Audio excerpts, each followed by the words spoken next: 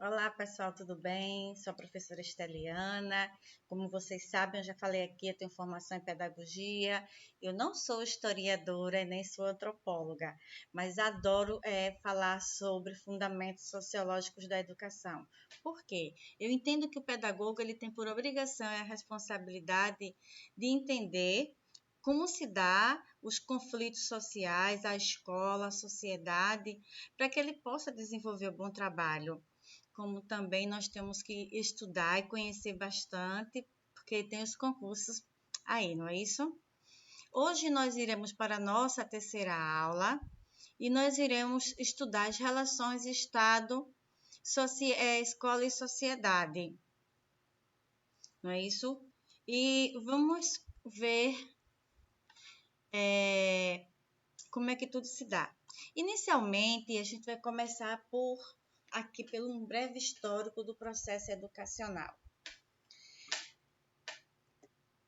O surgimento da escola e do Estado, para que surgisse a escola e o Estado, que na verdade já é a questão já pronta, houve a necessidade do surgimento da sociedade de classes. Então, vamos falar sobre as sociedades de classe, ok? E para começar a falar sobre as sociedades de classes, nós iremos começar com as sociedades primitivas, né? Como é que se dava essa sociedade primitiva? Então, a educação era altamente informal e integrada nas atividades diárias que visavam a sobrevivência da tribo. Ou seja, eles só produziam aquilo que eles precisavam. Não havia necessidade de se ter mais do que aquilo que eles precisavam. Então, eu coloquei uma imagem para que pudesse ilustrar o modo de produção primitiva. Ali são os homens caçando. Então, os adultos ensinavam as crianças na medida em que revelavam condições de aprender. Então, a partir do momento em que a criança ela mostrava que tinha condições de aprender determinada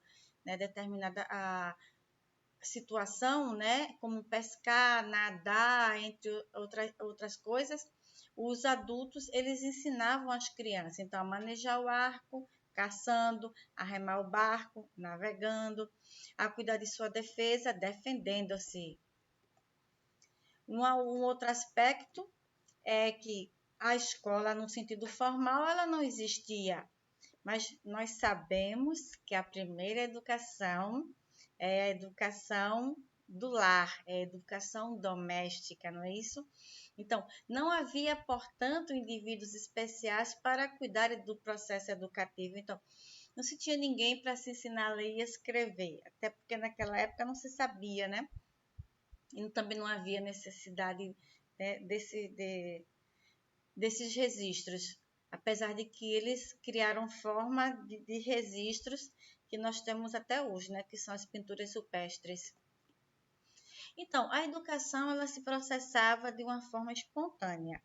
A criança, através da convivência diária, que mantinha com os adultos, e aos poucos assimilando suas crenças e práticas, e assim amoldando seus padrões referenciados do seu grupo. Então, cada aldeia, né, que nós sabemos que são diversas aldeias que existiam naquelas épocas primitivas, então cada grupo tinha sua maneira de viver, até hoje, né, feito nas nossas sociedades. Aqui.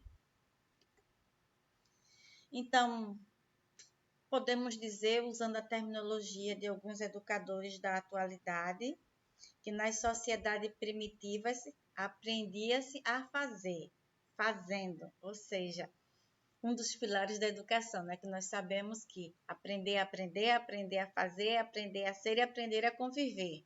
São os 4 pilares da educação.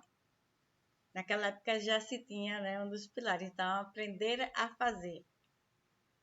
A educação não se revestia de nenhum caráter ideológico, por não haver necessidade disso, uma vez que a forma de vida social era de uma comunidade tribal, então eles não precisavam de uma ideologia para viver. Assim, o ideal pedagógico consistiria em a criança adquirir um sentimento profundo de que não havia absolutamente nada acima dos interesses e necessidades daquela tribo. Para ela só existia aquele mundo, não existia não mais do que isso. E houve uma mudança. Como é que se deu essa mudança? A descoberta de novos instrumentos de trabalho e de novas técnicas aumentou a produção. Assim, mais do que o necessário para o sustento da comunidade. Esse excedente permitiu o advento da propriedade privada e a divisão da sociedade em classes, o que possibilitou a exploração, a dominação, a desigualdade econômica e social entre os homens. Naquele livro de Carlos Brandão, que é Educação, ele faz essa discussão bem interessante. Então, desse modo, houve a necessidade do surgimento de uma instituição que defendesse, legitimasse e perpetuasse o direito de uma classe a explorar a outra. Nasceu o Estado. Aí é que nasceu o Estado. Então, a partir desse momento, a educação perde o seu caráter primitivo e espontâneo, integral, e passa a ser sistematizada e coercitiva, ou seja, a partir de agora vai se ter regras. Vamos falar sobre a sociedade escravista. Foi a primeira sociedade dividida em classes que nasceu sobre as ruínas da sociedade comunitária primitiva, como consequência da propriedade privada e da acentuação da desigualdade econômica. Então, a gente pode perceber, né? Eu coloquei essa imagem para ilustrar como é que vivia uma sociedade escravista, né? Então, aqui nós temos os senhores brancos sentados à mesa e aqui os escravos servindo-os. As classes sociais eram assim estruturadas da seguinte forma: os senhores eram os proprietários de escravos e dos meios de produção. Então, a gente tem aqui os senhores. Então, você vê aqui o senhor e aqui escravos por trás. E os escravos, eles não possuíam direito algum. Então, para manter essa situação, o Estado escravista funcionava como um instrumento de coerção, como uma máquina que servia à opressão da maioria da sociedade explorada por uma minoria de exploradores. Eu só queria saber se em pleno século XXI tem muita diferença. Tem uma questão que assim, as pessoas não vão estar carregando essas sacas nas costas, né, nesses moinhos. Mas será que hoje as classes menos favorecidas ainda não são tão exploradas, né, por uma minoria, por um salário? Então, é a educação. Ela, na Grécia Antiga, o fim da educação, né, o seu propósito, era assegurar a superioridade militar sobre a classe dominada e também estimular as virtudes guerreiras. Isso na Grécia. Vamos ver na Roma Antiga, né, era reservada aos nobres a educação da política e da guerra. O professor não recebia de início nada em troca do seu trabalho, apenas contentava-se com presentes que os alunos lhe davam. Por isso exerciam outra atividade paralela, como um copista na maioria das vezes. Então, eram aquelas pessoas que transcreviam, que eram poucas pessoas que sabiam ler e escrever naquela época. Fique sabendo que o imperador Juliano, 362 depois de Cristo, temendo que os cristãos assumissem o ensino no império, começou a nomear professores. Desse modo, o ensino é, pela primeira vez na história, administrado pelo Estado. O ensino era essencialmente elitista, destinado apenas à classe dominante. Isso por muito, muito tempo, e nos dias de hoje nós sabemos que a classe dominante eles têm melhores condições e acesso ao ensino. A mudança. A escravidão serviu de terreno para uma evolução mais rápida das formas produtivas das ciências da cultura. Então, depois de alcançar certo nível, a luta de classes atinge seu ponto culminante. A sociedade entra em um estado de desagregação e se desmorona, dando lugar, assim, a quem? Ao feudalismo. Então, a gente vai começar a falar agora sobre a sociedade feudal. Na sociedade feudal, o senhor exercia no feudo o poder político, militar e judicial. Era aquele que fazia tudo, né? Então, ele julgava, ele era polícia, ele era político, fazia tudo. A igreja era uma das maiores proprietárias de terra na Europa Ocidental. Com o poder econômico e político que conseguiu, acabou por impor-se ideologicamente e assumir a educação. A gente vê isso muito quando, né, houve o processo de colonização no Brasil, que os jesuítas eles vieram ensinar e catequizar os índios que viviam aqui na época. Do século I ao século VII depois de Cristo, a filosofia dominante é a patrística, nome de especulação filosófica. Os padres da igreja, carregados de religiosidade e sem diferenciar nitidamente da teologia, cujo maior exponente foi Santo Agostinho. Aqui eu coloquei, né, os 3 pilares, né, das classes dominantes, que aqui você tem o clero, que, né, tomava conta de toda a situação, estava no poder. Depois vinham os nobres e, por fim, na base, os servos. Fique sabendo que Santo Agostinho desenvolveu a teoria da iluminação divina, pois acreditava que Cristo, exercendo a função de mestre interior, era o responsável pela aprendizagem. Esse Cristo aí tem que estar com C maiúsculo, depois eu vou consertar. No século IX, Carlos Magno criou o primeiro sistema de ensino que compreendia 3 partes. Compreendia a educação elementar, ministrada pelos sacerdotes em escolas paroquiais. Seu objetivo era instruir, mas familiarizar as massas campesianas com as doutrinas cristãs e, ao mesmo tempo, mantê-los dóceis e conformados. Ou seja, a igreja ia lá e fazia aquela lavagem cerebral no povo mais humilde, né, para que as pessoas não se rebelassem. A educação secundária, ministrada em escolas monásticas, ou seja, nos conventos.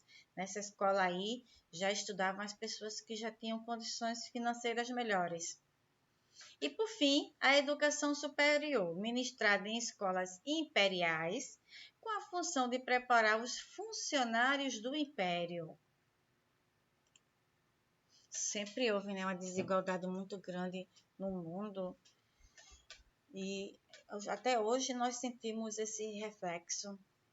Fique sabendo que, a partir do século IX, graças às reformas sociais levadas a cabo por Carlos Magno, numerosas escolas foram criadas em vários países da Europa. O programa compreendia, entre outras disciplinas, a filosofia. Essa filosofia se convencionou a chamar de escolástica. O maior vulto da escolástica foi Santo Tomás de Aquino.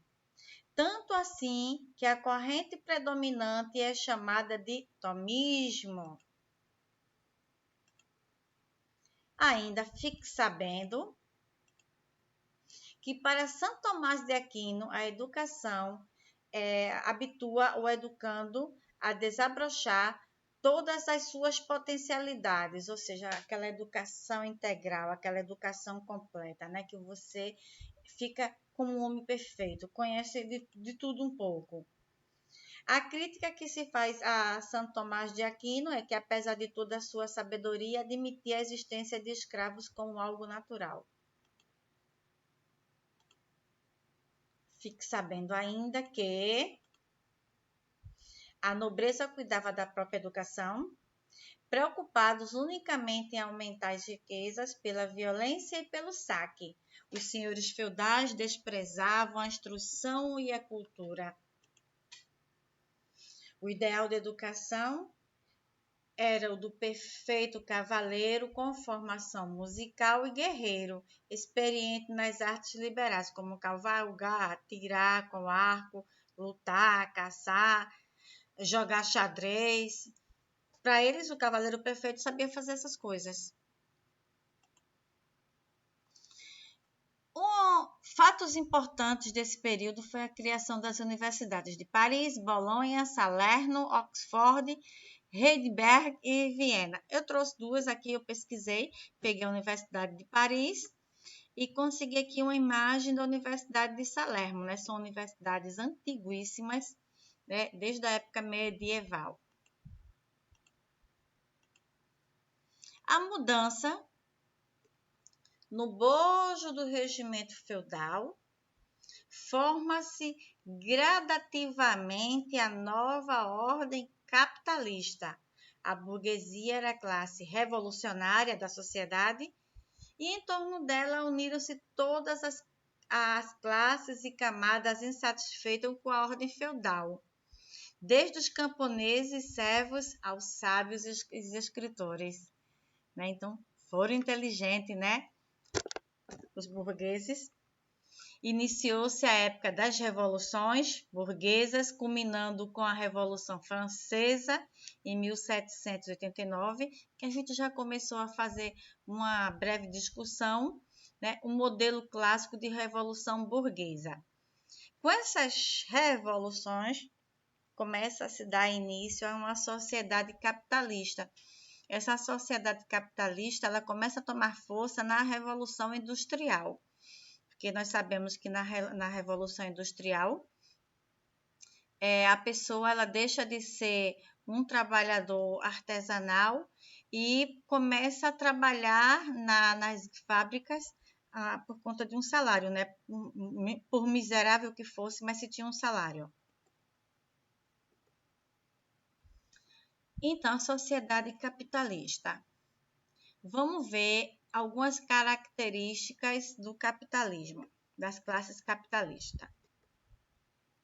Primeiro, propriedade privada. Consiste num sistema produtivo vinculado à propriedade individual. Segundo, o lucro. É o principal objetivo do capitalista, proveniente do resultado da acumulação de capital. Né? Não existe patrão bonzinho, né? Existe aquele funcionário empregado que trabalha muito para dar lucro. É quando você não dá lucro, então logo não se tem mais interesse.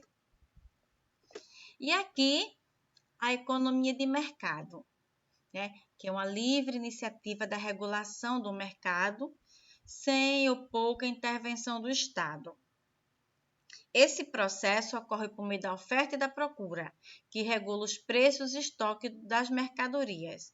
O Estado tem a responsabilidade de intervir somente em casos delicados e também na implantação de medidas que garantem estabilidade econômica. Aqui, continuando nas divisões de classe. Então, de acordo com o Instituto Brasileiro de Geografia e Estatística, são divididos em 6 classes básicas segundo sua renda familiar.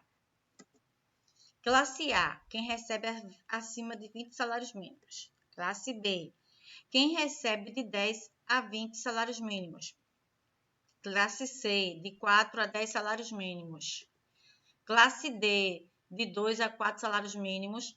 Classe E recebe de 2 salários mínimos e a classe F bem abaixo disso aí, né? Resumindo, o fim do feudalismo, né, que foi entre 1400 e 1500, ocorre a desestruturação do sistema feudal, iniciando assim o capitalismo. Com o fim do feudalismo, a gente vê se iniciando o capitalismo. Com o capitalismo, nós também começamos a ver grandes intelectuais que fazem grandes discussões, que mais na frente a gente vai falar sobre cada um deles, né? Então, a gente começa com o capitalismo comercial, entre 1500 e 1780, né? Inicia-se toda aquela grandes navegações, as expansões marítimas e as europeias, fazem que a burguesia mercante comece a buscar riquezas em outras terras fora da Europa. Todo mundo sabe isso, que foi o período de colonização, né? Do Brasil, lá das Américas, foram tomados por eles. Nesse contexto, podemos identificar as seguintes características do capitalista: busca do lucro, o uso da mão de obra assalariada, a moeda substituindo o sistema de trocas, ou seja, não se trocava mais produto e sim se pagava por aquilo, as relações bancárias, o fortalecimento do poder da burguesia e, claro, as desigualdades sociais. O capitalismo financeiro, né, que foi de 1870 a 1929, é um período que foi marcado pela prática monopolista, que se caracterizava pelo amplo domínio de uma determinada empresa no mercado. Isso quer dizer que não havia concorrência. Ou seja, só existia ele, só ele produzia aquilo, aquele material, então só ele que lucrava, né? Capitalismo financeiro, o comerciante ele não tem concorrente, como hoje se há a livre concorrência. E aqui a gente ainda tem a terceira revolução industrial, que vai de 1945, né, com o fim da Segunda Guerra Mundial, até 1973. Compreende o fim da Segunda Guerra até a crise do petróleo, que representou a época de ouro para o capitalismo mundial, que cresceu sobre a égide norte-americana, né? Que nós sabemos que os Estados Unidos é um país capitalista. Eu gostei muito dessa frase de Gilberto Araújo de Alcântara. Eu já tinha escutado de diversas formas, mas achei interessante que a família forma, a escola transforma, a sociedade deforma, o indivíduo se conforma. Um grande abraço para todos e até a próxima.